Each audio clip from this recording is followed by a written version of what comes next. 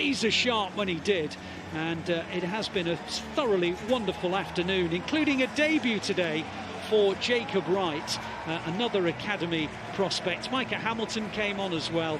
And the reality is, other than that injury to Akanji, it has been a fantastic afternoon for the Blues. They're into the fourth round FA Cup draw tomorrow evening. The final score, City 5, Huddersfield Town 0.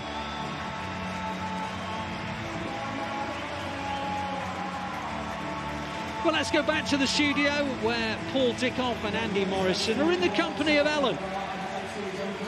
Well, thank you, Ali. What an afternoon. 5-0 into the fourth round, the draw, as Ali says, taking place tomorrow. One of the big talking points has to be the return of Kevin De Bruyne. If I had a camera on Andy Morrison when he came onto the pitch, I'd have loved to see his reaction over again. What an impact he had on the game this afternoon. Absolutely. It wasn't just the reception he received, you know, from the stadium, which was a standing ovation coming onto the pitch. You know, it's just his poise and everything. Me and Paul are just looking at each other, smiling every time he has the ball, because it's a positive forward movement that he's looking. Every time he gets the ball, he wants to create something.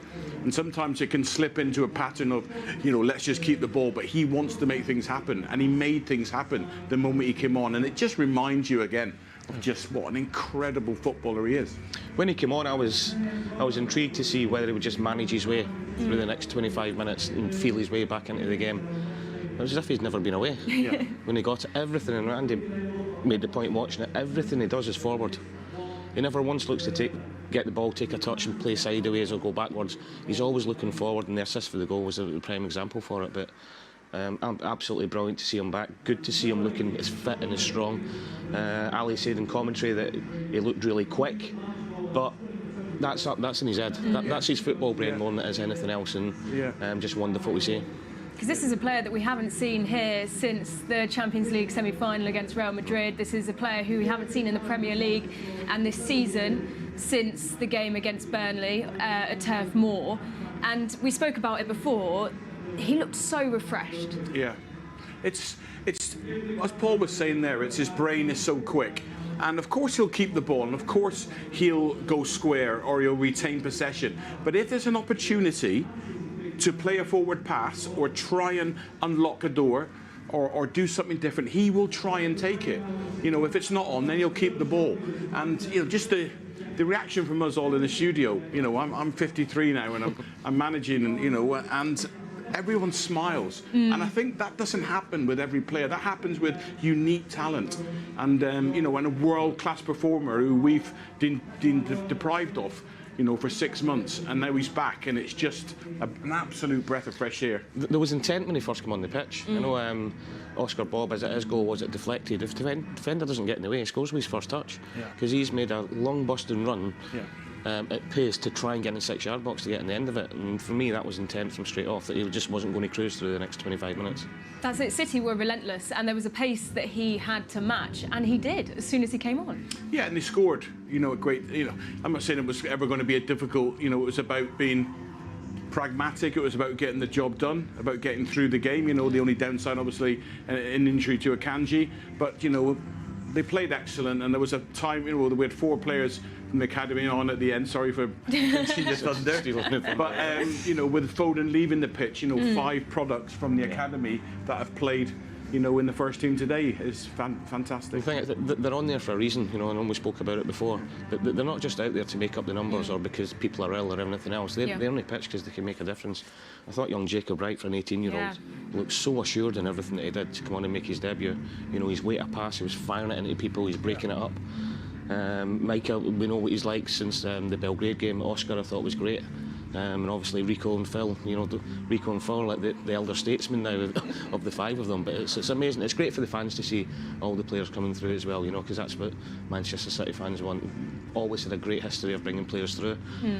When the owners took over and we built the CFA and the academy over there, getting a little bit of stick, but that was never going to happen overnight. It was going to take 4, 5, 6, 7 years for that to come to fruition, and wow, we're seeing it now. Absolutely. Everyone who came on, particularly the academy graduates, they felt like they had a place, and they held their ground really well. Someone else who came back from injury, Doku, came on, scored.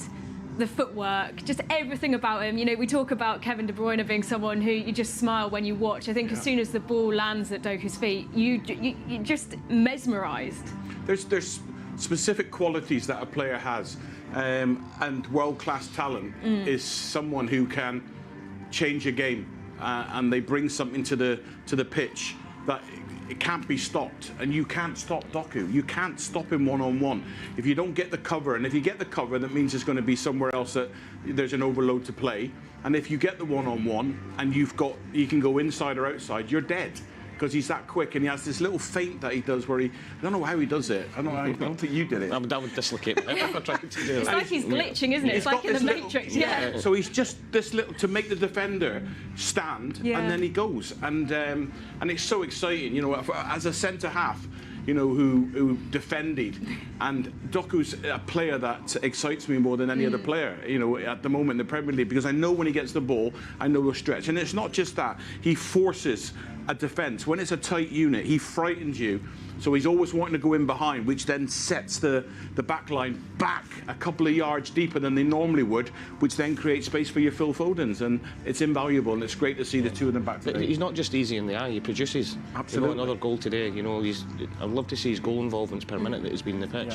He's either insisting or assisting or scoring goals himself. You know, he's always looking to make something happen in a positive way.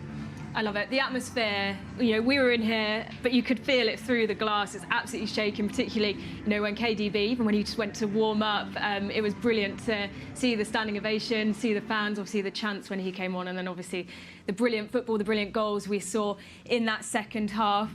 We can head down pitch side and hear the thoughts of FG and Big Steve now. Well then, full time at the Etihad Stadium, City into the fourth round of the FA Cup. A memorable afternoon here at the Etihad Stadium, Big Steve.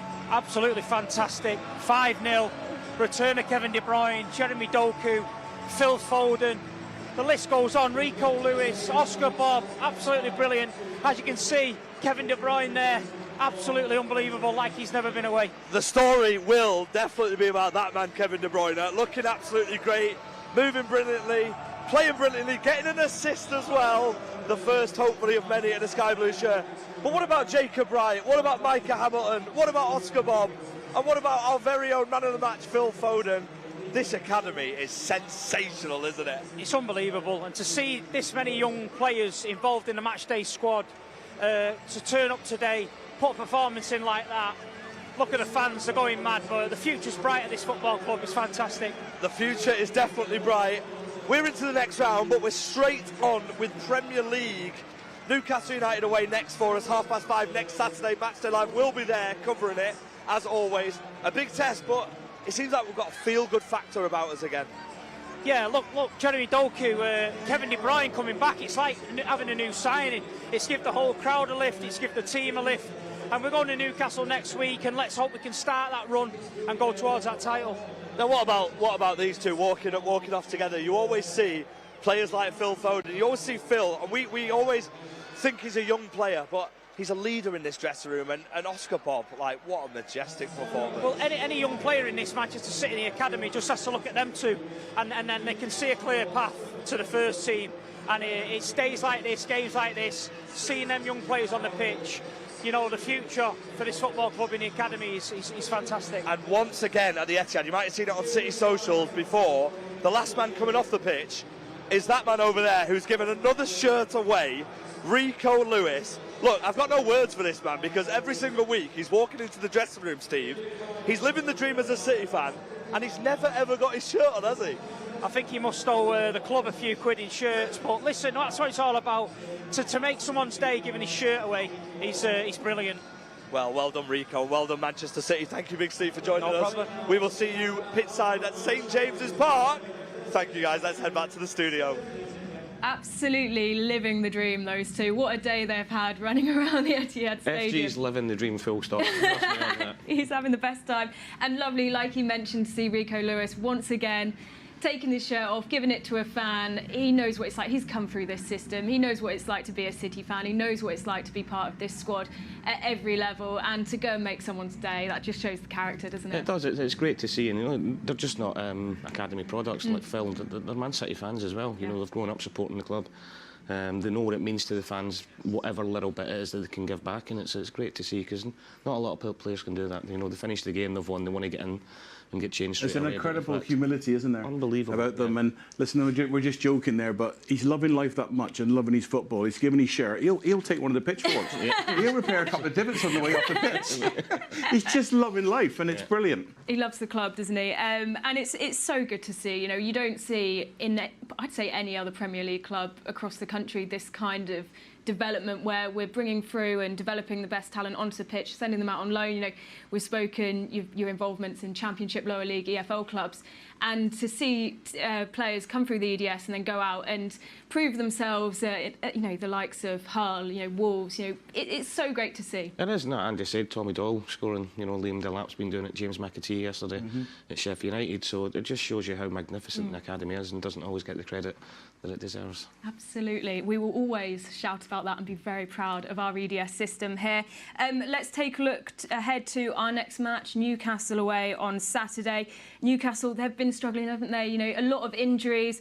Their last win was the 16th of December. They've lost their last 3 Premier League games, but always sort of got to fear the wounded animal slightly, particularly under Eddie Howe. We know he's a class manager. I think so, yeah, and also, you know, going to their place is always difficult. There was signs yesterday, I thought, that they just started to look like a few players back. There was a better rhythm. They played with more of an intensity. I mean, the intensity doesn't really matter when you play against Manchester City, because there is no intensity because we dominate the ball.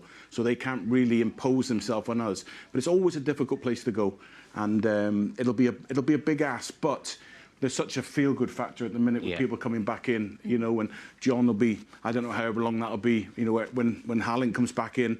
The squad is so strong. I think Andy said there, I think there's a feeling about the squad, there's a feeling about the stadium. A momentum building, isn't it? Yeah. And it's, you know, it's our time of year where that momentum starts and people start looking over their shoulders. But look, we don't want to rush Kevin back too soon and everything else. But to have him back now, going into Doku coming back, Erling coming back, John Stones still to come back in. You know, there's a real feel-good factor about it. But St James's Park will be tough. You know, when you've got players like Isak, Anthony Gordon, Bruno, Joe Linton, you know, especially at their place, it's going to be tough. But I'm loving the way we're looking at the minute. We look so confident. And the best thing about it is I think there's still so much more to come. That's the key, Paul. You know, we spoke about it earlier as the game's gone on and how things have been building. I think there's another gear to go up. There's another level. You know, what we saw last year against Madrid, against Liverpool, against Arsenal at home, there's another level that we can go to, and it's just bubbling along nicely. Well, you weren't afraid earlier, Paul, were you, to pin your colours to the mast? City, 5 points off Liverpool with a game in hand. We've been here before, haven't we? We have. I think this time last year we were further behind. I think somebody said the other day, then we came back and done it. So, look, don't want to get too carried away, but it's that momentum bubbling under, whatever it is at the minute, that, you know, I feel we've still got the best to come, and it might not be till March, April time, but as long as we're in there, thereabouts by that time, bring it on. Well, the Etihad has fallen quite peacefully silent behind us after a brilliant day, and it is time for our reveal of our mystery blue. I know a lot of you got that one quite earlier on, everyone apart from me apparently. The clue's up on your screen. This mystery blue won the FA Cup twice, as well as the equivalent in his homeland. An anagram of this mystery blue's name, this is a big giveaway, is Dunking La Yoga.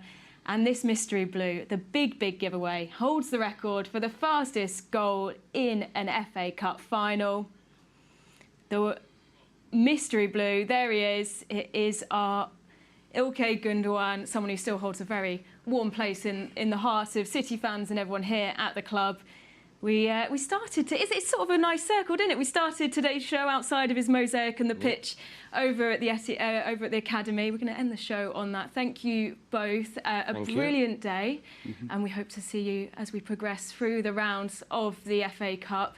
Into the 4th round, the draw is tomorrow, ahead of the game between Wigan and our noisy neighbours over the road, Manchester United. It is a busy January, lots coming up. We obviously have the return of the WSL and the Women's FA Cup, so do stay across all our channels. A brilliant day here at the Etihad, and we hope you have a brilliant rest of your evening.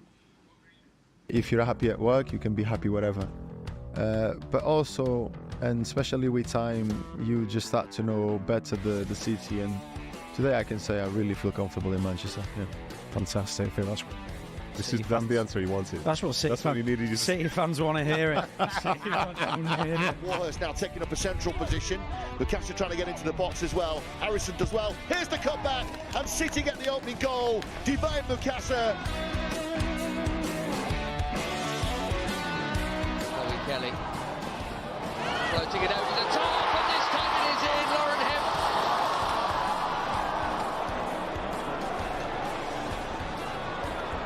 Tevez! He's done it! A hat-trick for Manchester City from Carlos Tevez.